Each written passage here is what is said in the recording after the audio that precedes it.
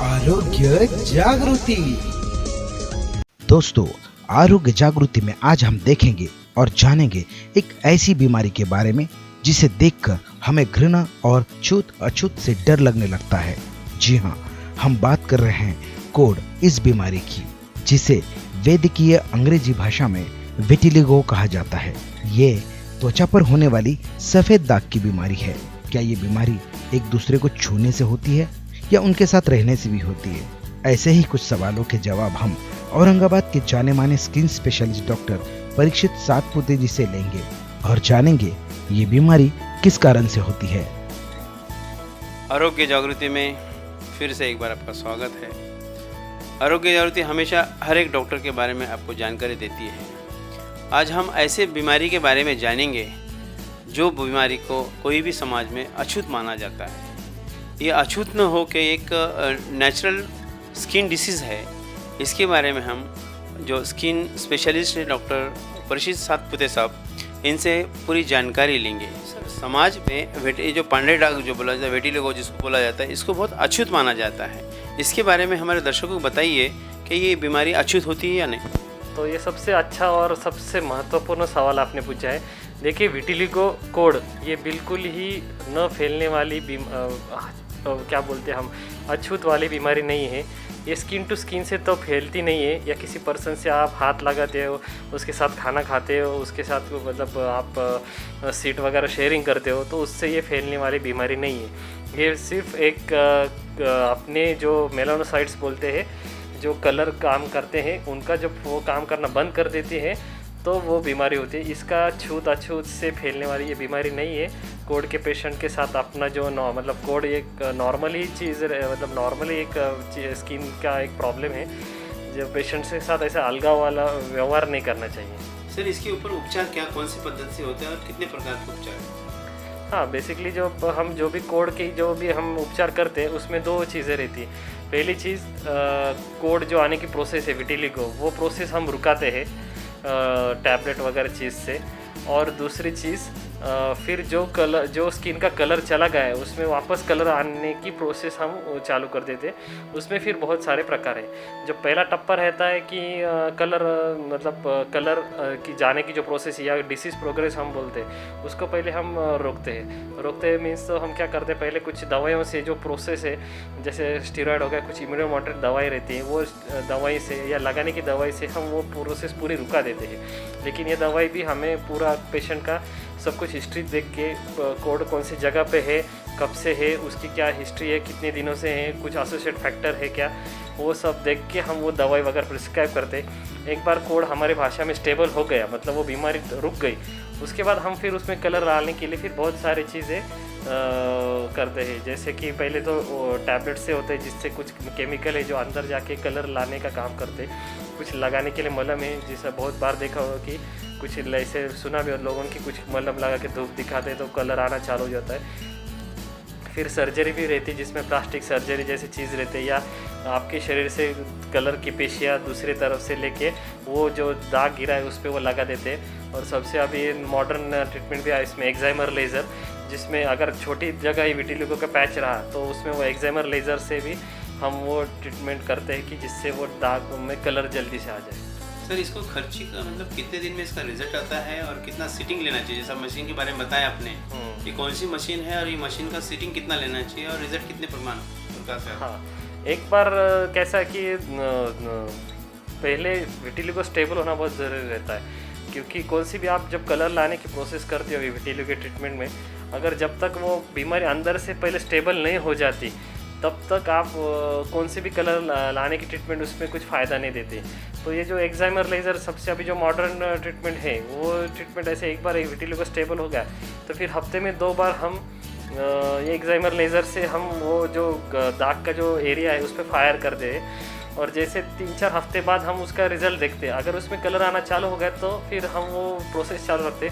कम से कम 2 से 3 महीने हमें ये प्रोसेस करनी पड़ती है, और इसका लगभग खर्चा पकड़ के चलिए तो मिनिमम एक 2 से 3 हज़ार से चालू हो जाता है वो खर्चा, क्योंकि ये लेज़र ट्रीटमेंट रहती है। सर, लोगों में विटिलिगो के बारे में जैसे पांडे दाग जिसको बोलते हैं अपन, लोगों में गैर समझ ऐसा है कि एक बार हो गया तो अच्छा ही नहीं होता है, इसलिए लोग उपचार नहीं करते। इसके बारे में क्या बोलना है? हाँ, तो कैसा रहता है कि बहुत बार जो जो ट्रीटमेंट रहती है विटिलिगो की, वो थोड़ी सी क्या बोलते हैं हम, जटिल रहती है, या थोड़ी सी उसमें ज़्यादा उसमें चीज़ें रहती है। और पेशेंट का कैसा रहता है कि मतलब आम धारणा ऐसी रहती है कि एक तो जैसे आपने पहले बोला था कि लोगों में डर रहता है छूत अछूत की बीमारी, सोशल प्रेशर ज़्यादा रहता है, तो पेशेंट को ऐसा लगता है कि रिजल्ट जल्दी आना चाहिए। दूसरी चीज़, अंदर से वो प्रोसेस उनकी कितनी एक्टिव है विटिलिगो की, उस पर बहुत डिपेंड करता है। तीसरी चीज़, साइट कौन सी विटिलिगो की वो डिपेंड करते हैं, खास करके जब विटिलिगो मतलब पांडरे का अगर हड्डियों की जगह पे रहा या उंगलियों पे रहा या जहाँ पे बाल ने ऐसे एरिया पे रहा, तो वो ठीक होने के लिए फिर बहुत टाइम लेता है। और एक बार मतलब बाकी की पेशेंट में अगर कुछ बीमारी नहीं रही, नॉर्मल रही, हिस्ट्री भी नहीं रहा ऐसा खानदानी वगैरह, तो फिर वो जल्दी ठीक हो जाता है। तो ऐसा नहीं कि पेशेंट वाइज रिजल्ट वेरी रहते हैं। जैसे अभी आप जैसे शुगर है, बीपी के भी पेशेंट रहो, तो कोई पेशेंट में थोड़ा सा एक सादा टैबलेट या डाइट इससे भी कंट्रोल में आता है, और किसी को इंसुलिन वगैरह लंबा चलता है। वैसे ये ट्रीटमेंट है, एक बार मतलब पेशेंट वाइज उसके रिजल्ट है। सर अभी ये जो विटिलिगो जो रहता है, ये आनुवंशिक का प्रमाण होता है या कितने % होता है? हाँ, ये भी एक सवाल है कि काफ़ी इसमें हम काफ़ी मतलब शादी अपने जो रहता है अपनी सिस्टम अरेंज मैरिज वाले सिस्टम में, तो ये हमें काफ़ी सवाल पूछे जाते कि सामने वाले के घर में कोड का पेशेंट है, कैसे करना। बेसिकली इसका है कि इसका जो आनुवंशिकता इसकी सिर्फ वो 25 से 30% है।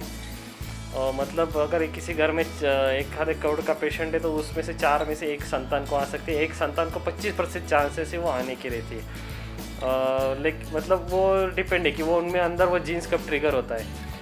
इसकी ज़्यादा ऐसे इसमें क्या बोलते हैं कि अगर माँ बाप को है तो उनमें लड़कों में या लड़कियों में आना ही, ऐसा ये नहीं, सिर्फ 25 से 30% उसका प्रमाण है।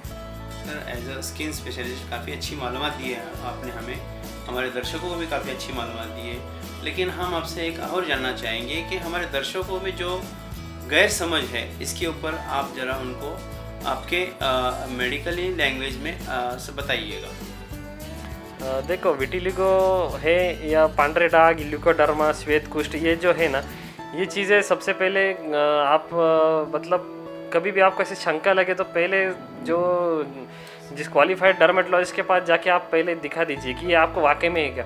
कभी क्या होता है कि श्वेत विटिलिगो जैसे भी कुछ ऐसी सादी सादी रहती हैं कि जो कोड नहीं रहता, लेकिन पेशेंट टेंशन में आके फिर किधर भी जाता है, ये लगाओ वो लगाओ, चीज़ें चालू हो जाती है, फिर उसके साइड इफेक्ट हो जाता है। तो सबसे पहले आपके पास जो भी क्वालिफाइड डर्मेटोलॉजिस्ट है, उनके पास जाके पहले ये क्लियर करो कि विटिलिगो है या नहीं है। विटिलिगो होगा तो फिर उसके आगे चलते। दूसरी चीज़ ऐसी कि छूने वाली बीमारी नहीं है, तो ऐसा नहीं कि वो आप पेशेंट को अलग थलग कर देंगे, उसके साथ बात नहीं करेंगे, उसके साथ खाना पीना नहीं खाएंगे, उसको छुएंगे नहीं, उसके हाथ से कुछ चीज़ें नहीं लेंगे, ये सबसे पहले बंद करना है। तीसरी चीज़, पेशेंट को मोटिवेशन देना है। अगर आपके आजू बाजू कोई पेशेंट, उसको मोटिवेट कीजिए कि हाँ ठीक हो जाएगा। पेशेंट में खुद मोटिवेट रहना चाहिए, क्योंकि इसका दिमाग से भी बहुत है, क्योंकि स्ट्रेसफुल कंडीशन में विटिलिगो की ट्रीटमेंट काम नहीं करती, तो पेशेंट ने भी उसमें स्ट्रेस लेना नहीं चाहिए।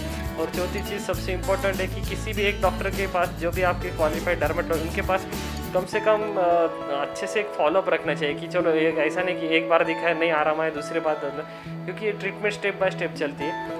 हर कोई फिर ABCD से चालू कर देता है, तो ट्रीटमेंट आपको एक ही जगह रखनी है और ये विश्वास रखने की कोड जाएगा। और उसके भी अभी एडवांस ट्रीटमेंट बहुत है, तो ये अच्छे उसमें उपचार अवेलेबल है, औरंगाबाद में भी अवेलेबल है अच्छे उपचार।